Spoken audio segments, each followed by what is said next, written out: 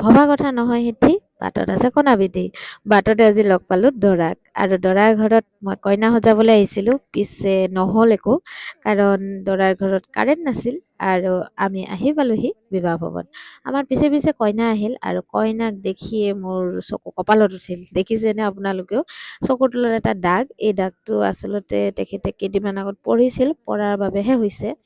গতিকে মই মেকআপটো কৰোঁ খুব সাৱধানে কৰিছোঁ, যাতে তেখেতে দুখ নাপায় সেই দাগ মানে য'ত দুখ পাইছিল, আৰু লগতে যাতে দাগটো ঢাক খাই যায় তাৰ বাবেও চেষ্টা কৰিছিলোঁ। এয়া হৈ গ'ল আমাৰ face and eye makeup complete. আৰু ইয়াৰ পিছতে কৰিলোঁ মই হেয়াৰ ষ্টাইল, আৰু হেয়াৰ ষ্টাইল কৰাৰ সময়ত মোক কৈছিল যে মিডিল পাৰ্টিশ্যনতে কিবা এটা কৰি দিবা। চ' মই মিডিল পাৰ্টিশ্যনতে হেয়াৰ ষ্টাইলটো কৰিলোঁ, আৰু খোপাটো আমাৰ অলমষ্ট ডান। এয়া কমপ্লিট হৈ গ'ল। এতিয়া মই জুৱেলাৰী ছেট কৰি আছোঁ, আৰু জুৱেলাৰীখিনিতো খুব ধুনীয়া লাগিছিল। কইনাৰ ফেচ এণ্ড ড্ৰেছ দুটাৰ লগতে মেটচ হৈছে। আৰু এয়া হৈছে ফুল এণ্ড ফাইনেল লুক। কেনে লাগিছে আপোনালোকে কমেণ্ট কৰি জনাব।